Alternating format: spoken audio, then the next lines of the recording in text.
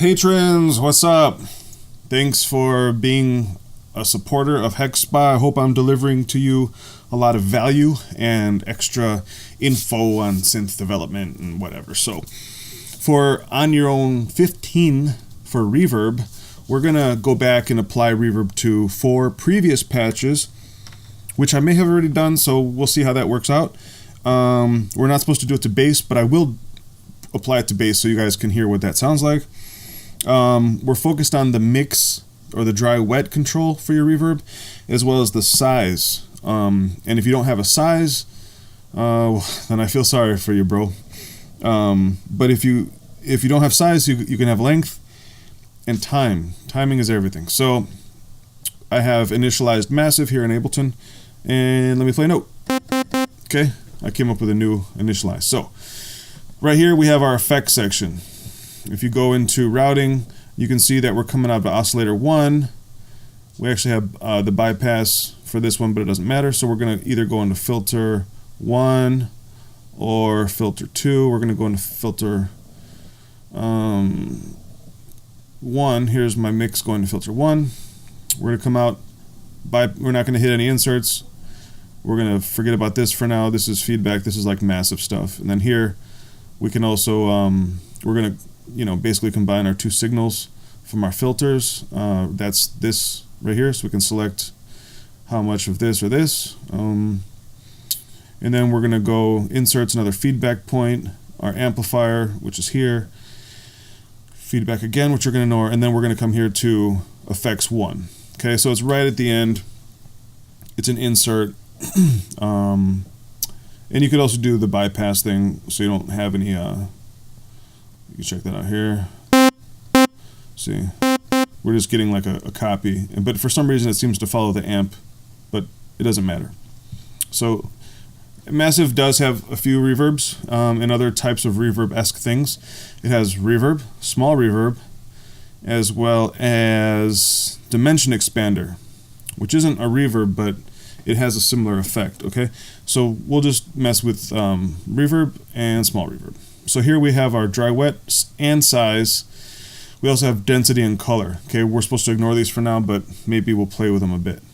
And then for small reverb, it's the exact same thing, but probably it's I don't know. We'll check them out. Okay, so this has a different selection. Okay, it's not having some of these distortions on the end. So let's go small reverb here, regular reverb here, and right now we have 100% dry, 100% dry. So it should sound the exact same. It does.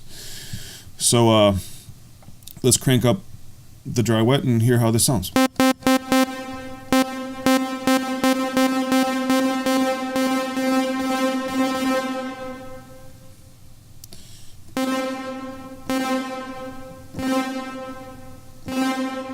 Sounds pretty similar to the one in Centaurial, to be honest. Nice, nice big sound. And then let's so it's pretty obvious there. Let's shrink the size. Even smaller room than what Primer has. That's almost like Primer size right there. You get this cool effect if you move it. Okay.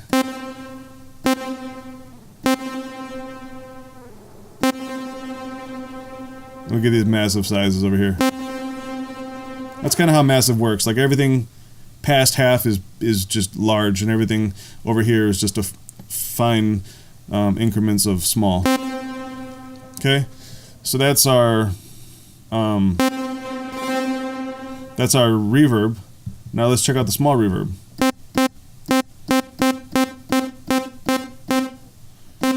Now halfway up, it sounds like the other one down here.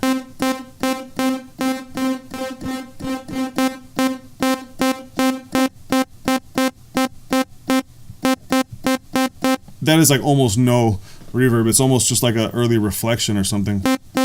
Just kind of phasing the sound a tiny bit to my ears.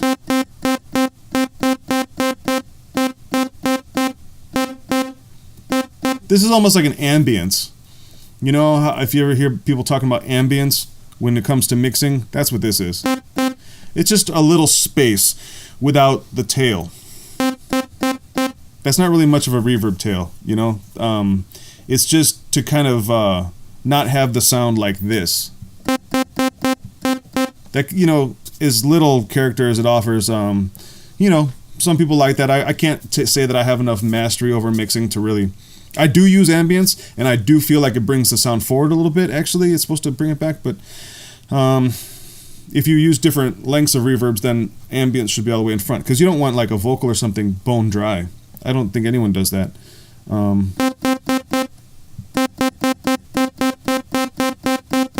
It definitely creates a little bit of swirl and a little bit of width. There we have a little bit of a tail. So let's see if we can emulate that with the other one and hear how close we can get.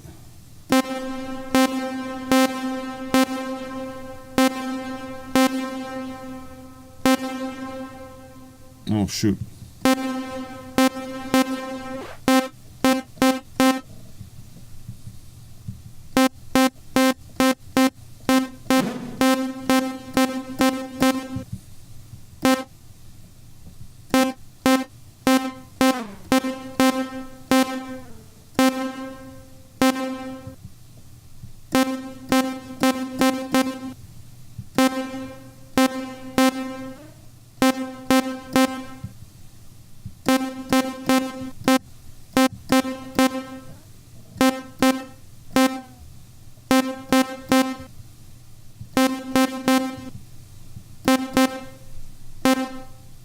They just have different characters, really. This is more like a reverb, and this is, they sound similar.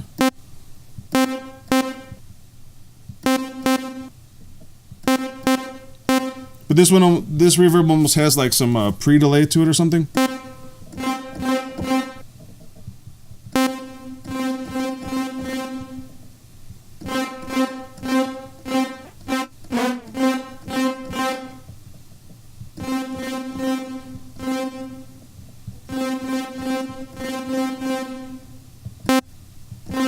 This one is a little bit brighter.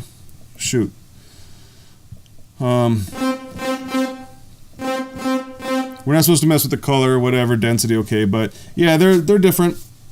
So with that, let's go into our old patches and mess them up a little bit. So first, I want to play for you my Dark Horse 808. You guys can really check this out because it's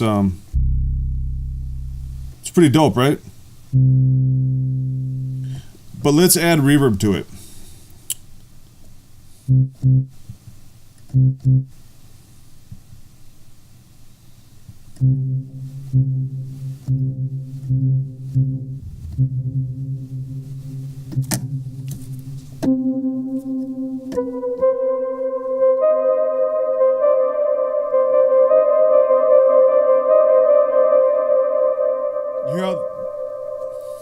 You hear how the bottom end becomes kind of murky? You might want to like high pass that or something.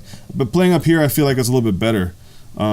It's a massive, massive sound. I got some modulation. I guess it's filter FM I'm using on this. Is that it? Because, yeah, this was like really doing some cool stuff to the shakiness. And then without. See, kind of gives that like sound. You might want that. I'm not going to save that because I don't want reverb on my 808.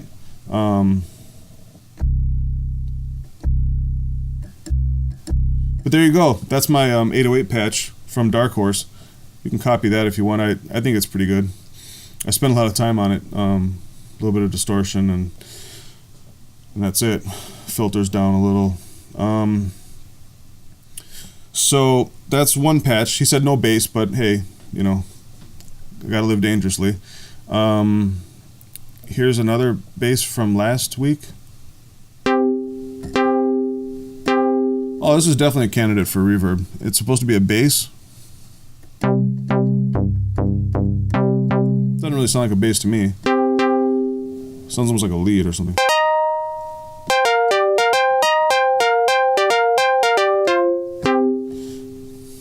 Whatever. Put some reverb on it. Put some Vicks. I think I kind of want a small reverb.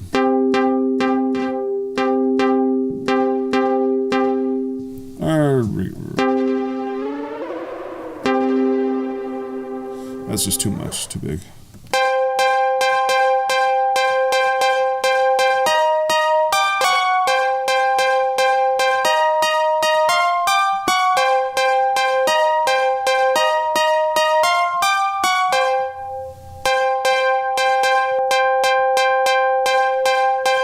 Cool, right?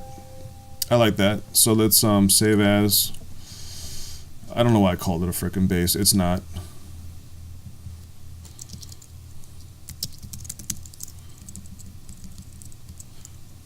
Cool. So that's 2, right? Now let's do 2 more. What's a bobblehead? Oh yeah, definitely a candidate for reverb.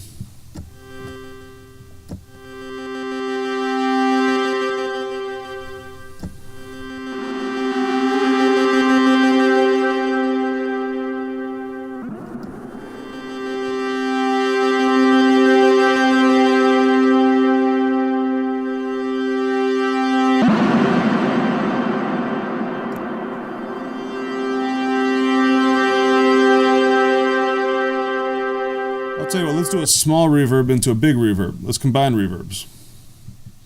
I feel like I'm not getting my point across here.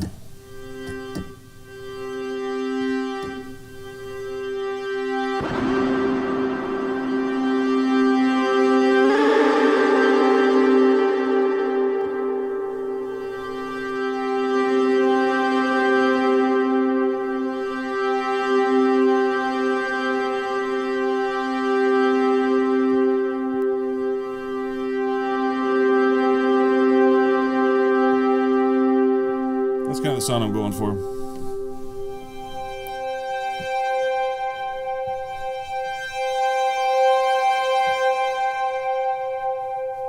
Well, how would you use that?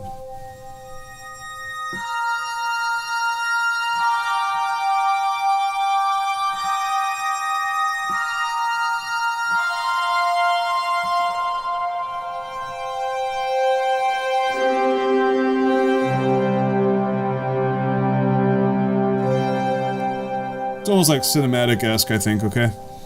So, I'm going to save that and bobblehead with verb. And let's do one more. It's kind of a lead, not even really, it's almost like a pad. Hey, I'm learning here with you guys, right?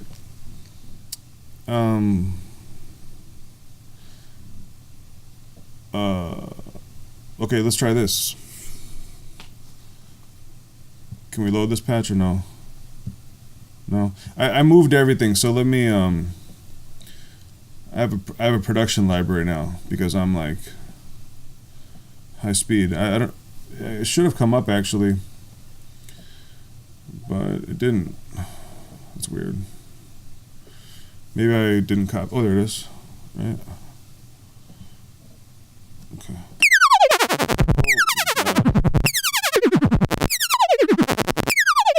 What the f is that?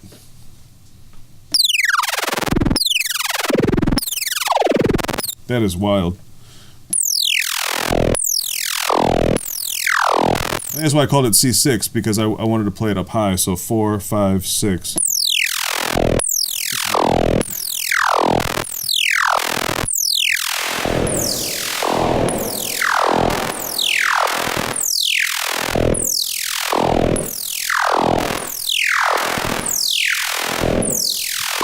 That too?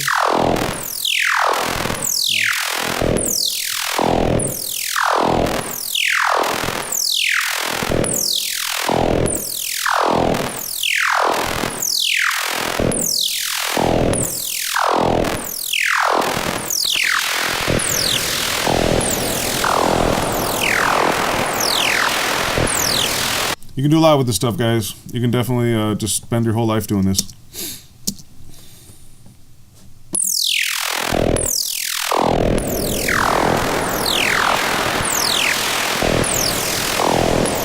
That's kind of neat. It's almost like some kind of, you know, when you go outside and you see those big transformers, they're like, I would never want to live near one. That's exactly what that sounds like to me.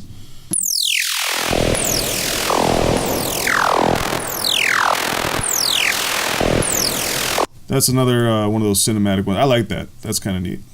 I'm going to save that. So C6 with verb. And manual voice route OYO15. Okay. Boom. So density, I think that's just like the quantity of reflections. I'm not sure how this would be mitigated in real life. Maybe if you use a lot of diffusion, the reflections would become less dense because they're spread out over time and space. Color probably has to do with how much high frequency damping you have, which again relates, well, which would relate to absorption, thin absorption, which would attenuate the high frequencies. In fact, all absorption kind of absorbs the high frequencies more, unless it's like a tuned resonant absorber or something, which I know nothing about. But as far as the stuff that you see in my room here, it's definitely more effective at the highest frequencies. But it does work on low frequencies too, so don't get it twisted. But that's probably what the color's doing, because it's just gonna, the more the sound bounces around, the more the high frequencies get taken out. It also happens with really big rooms, like outdoor places. If sound travels far enough, the high frequencies will actually become diminished. I don't know why. Air or whatever, inertia, who knows? They just run out of energy, so the sound does get a little bit darker. But that doesn't happen in small rooms, not really. So that's reverb. Reverb's fun. I don't know why I haven't been adding reverb to stuff. Gotta start using more reverb, man. Yeah. So thank you for being a patron. That's awesome.